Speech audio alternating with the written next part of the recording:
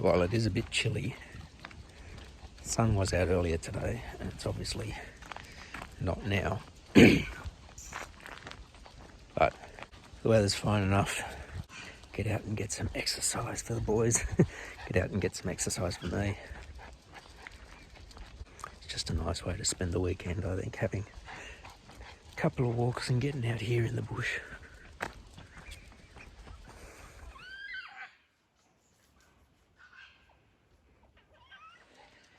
It is so hard to capture them sometimes on film. He was sitting there just making his little crying noise to me as I was walking up the hill. And I couldn't see him, and I looked, and he was just sitting in that banksia, just looking at us. By the time I got the camera ready, he and his mate took off. I really should try and bring my other camera my wife bought me, because it's got a better zoom. It's really nice. Just don't think about it.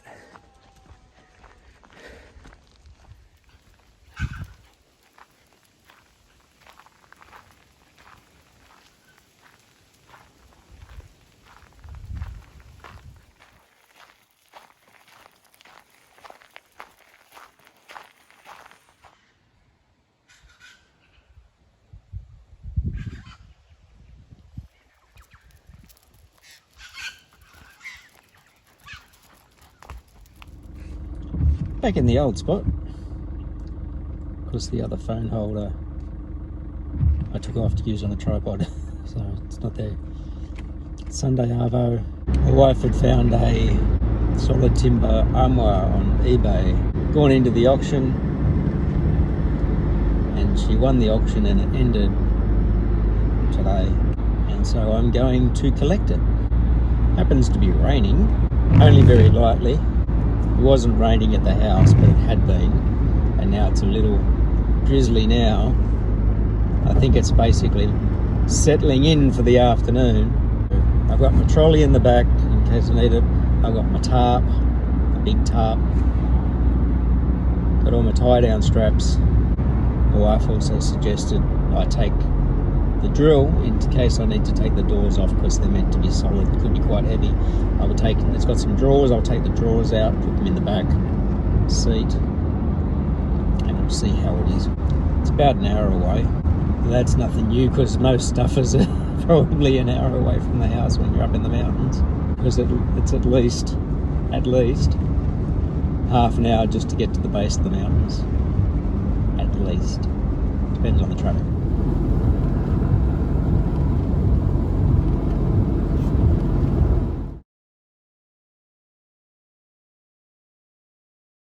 Yes, you're still sitting there.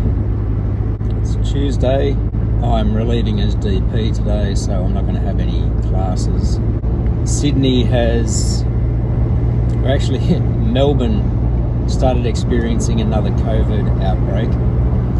And before they were able to get that locked down too much, somebody came up into New South Wales, and it spread up into Sydney, and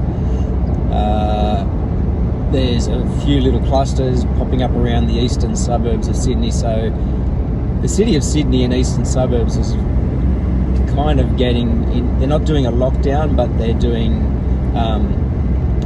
mandatory masks inside shopping centres and all that sort of stuff. I don't think it's really being enforced.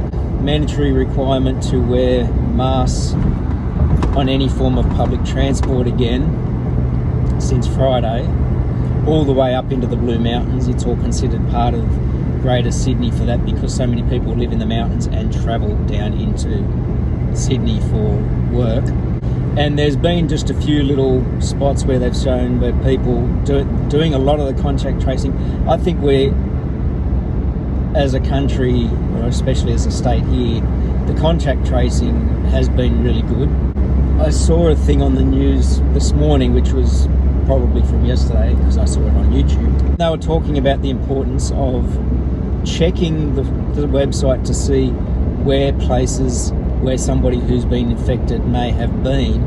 And like, I don't seem to run all over the place in my day-to-day life, but some of these people really shoot around Sydney and all over the place. I mean, that's me compared to other people.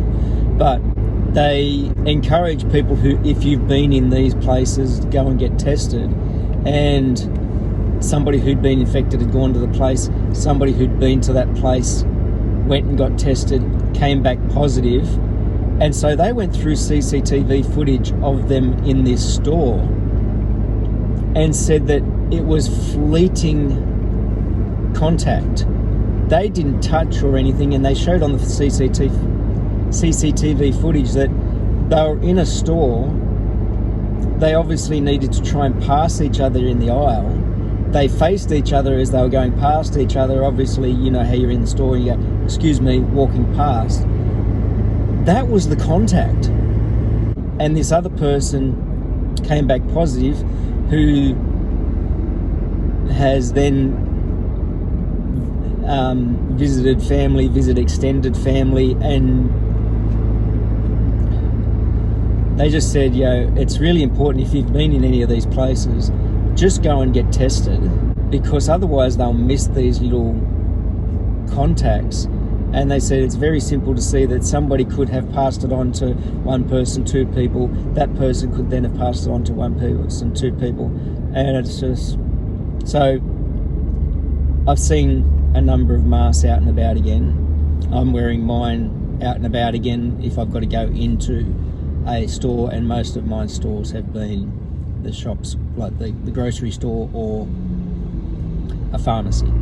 I know when I went and picked up that armoire, beautiful piece of furniture, white oak, I think it is, solid oak. Anyway, I'll have to put a photo in. When I got down there, I put my mask on when I went up to the person's house. I don't know where that person's been. They were down around West Ryde. Isn't one of the hotspots, but you don't know where people work. You don't know where they come into contact, and that's the thing. This started in eastern Sydney, in the eastern suburbs of Sydney around Bondi, but then they found somebody in the southern suburbs. They found people out around Borkham Hills, Castle Hill. Now, for people overseas, this isn't going to mean anything to you, but for people around Sydney, they're going to know. And there's all these little spots popping up where they say this is where these people have been, and they travelled on this bus.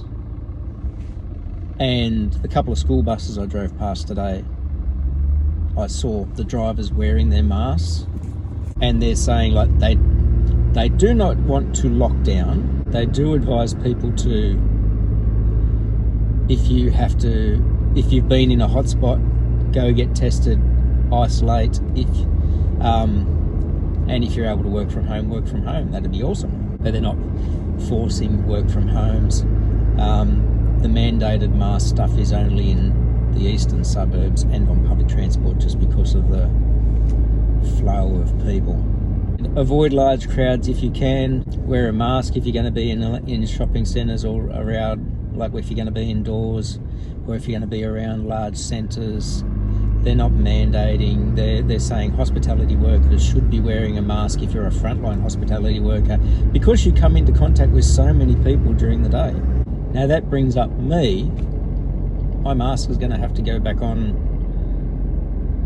for me, I feel, full-time back at school, because I'll be around 700 odd people who, some live down in the southern suburbs of Sydney. Some live around some of the other suburb areas where people have come up positive. So many of the students catch the bus. Who knows where the family members of all our students work? I don't want to go, ew, cooties, because it's kind of the way it seems. Like, you got cooties, get away from me. Because that's another, kids were saying to me last year when I was wearing the mask, they go, what, do you think I've got COVID? And I went, no, I don't think you've got COVID. But I don't know where everybody and anybody has been. You don't know where I've been. You don't know where I've been in contact with. And we're coming up to school holidays. School holidays start in a week, less than a week.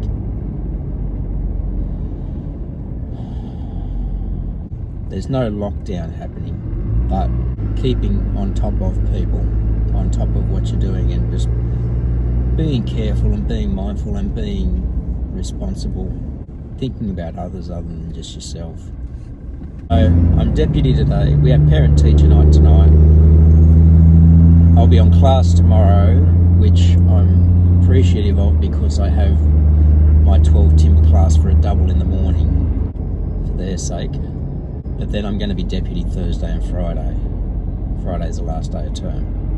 So I probably won't have much to report on in terms of student workshop stuff apart from tomorrow. Parent-teacher night went really well last night. It was busier than I think we anticipated, but then at the same time there was some, I think the overall numbers might have been down on what we were hoping for, but it just seemed busier in the rooms when you were in there. Apparently at about 4 o'clock yesterday afternoon, because there'd been another 10 COVID cases found in the Sydney, they basically just went, right, the mask mandate for indoors, which was just in the eastern suburbs, has become all of a sudden mask mandate for indoors across the whole of Sydney, Greater Sydney, including all the way up into the Blue Mountains and down towards Wollongong. They've just said, right, we're not locking down, but if you're going to be on public transport, no matter what sort, you've got to have a mask on. If you're going into shopping centres, you've got to have a mask on. If you're going into enclosed areas, you've got to have a mask on. And I think they're also going to try mandating the QR code check-ins as well for all retailers, because that's one of the best ways of checking how people, like, if there's somebody who discovers to be infected, then they can go, okay, where have you been? And then if you've been in the same place around the same time, because you've checked in, they know they can contact you. They're finding people a lot easier that way. Anyway, we think maybe some people had heard that and didn't come out, but I hadn't heard it till about halfway through the night. Regardless, I had my mask on because there was just so many people. And precautions. It was a really good night. We had a good flow through of parents coming through to see my staff, because we sit in separate rooms. We have like our faculties in group rooms, and so if anybody wants to come and see the TAS teachers, they come to this room. If they want to go see the PE teachers, they go to that room, and we're all in just the F block of our school. School puts on a barbecue, and they also all get their reports. We finished up at around 7, which we had to do because part of that building still doesn't have permanent electricity and is running off a generator. The generator normally gets switched off at 4:30. They made an arrangement for it to be switched off later, so it was going to be switched off just after 7. I had to say, all right, night's over, sorry, out we go. And then because I was relieving as deputy yesterday and our principal was away, myself and the other deputy had to go around and just make sure everything was locked up, alarms were set and that sort of stuff before the end of the night, before we left. So it was a long day. I've got year 12 today, double in the morning, and a couple of the boys came to see me up in the office to ask if I was going to be up there all week. And I said, no, I'm in class tomorrow, you've got a double. We need to just get into the workshops, I think. We need to make a start on something. They have ideas, but they just need to act on them. Came to the realisation over the last few days, exams are in the first 2 weeks. I don't know if I've already said this. Their exams are in the first 2 weeks, so they don't have classes. So between today and the date that it's due, they have 10 workshop hours left. That shocked them. And I said to them, when you're not on an exam, come up to the faculty, see if I'm available, and we'll try and get into the workshop. If The one time that might not be able to happen is that when I would normally have them in a year 12 class, I'll more than likely be on an exam supervision. And I said that to them. I said, but if you're not on an exam, come up and see me, and if the workshop's free, we'll get in the workshops, we will get them through the HSC, because it's better to have something built for marking, and any type of folio. If they just hand in a project with no folio, they're throwing away so many marks. But if they hand in, and I know they've got stuff, and they said, what do we do about all the folio stuff? I said, we'll just print out what you have, and we'll try and cover the key things you need to have with as much detail as you can possibly do in the time frame. It's going to be achievable. There's only 4 of them, and so it's not like they need to fight over tools. So if I had a class like I had a few years back where I had 13 kids and they were all needing a lot of support, I got them all through. They weren't as behind as this year. This year's guys, they know what they need to do. They're capable. We'll get through today.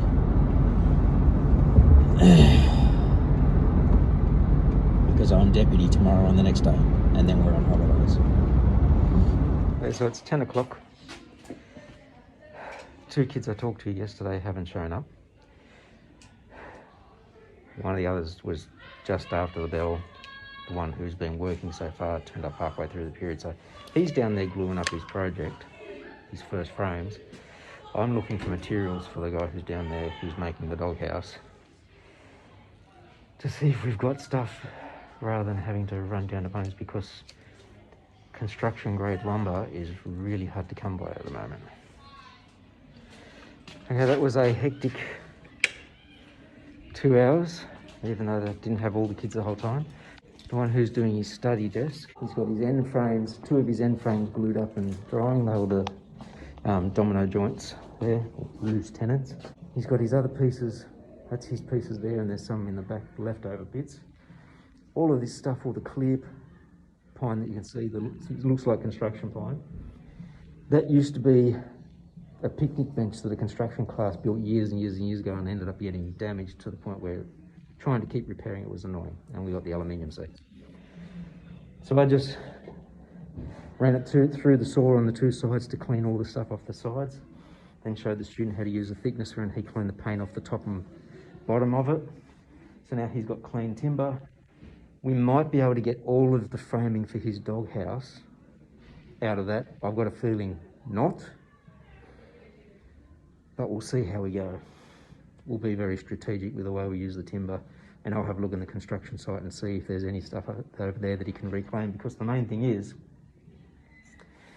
it's hard trying to get construction timber, and I don't want to go down to Bunnings and get something that's all warped if I can help it. I might still need to get the treated pine stuff under the bed, because it's going to be on the ground. My 2 kids who are doing jewellery boxes turned up very late. They said they slept in. I just told them to go through the storeroom with the tape measure and start having a look for timber that looks nice, that might be good for a jewellery box. But now, because I'm deputy for the next 2 days, I won't have them. They asked for a holiday lesson, and I said, seriously, you haven't been turning up to class? And they went, oh. And they said, what about during the exam weeks? Because they don't have a lot of exams. I said, I'll find my schedule, I'll put it up on Google Classroom, come in when I'm not on class or not on exams, and we'll go in the workshop. I'm willing to do that next term. I've got too much to do myself in the holidays. Anyway, finish packing up, go to recess, got year 11 after recess. I guess I should really put this guttering on the back of the carport, eh?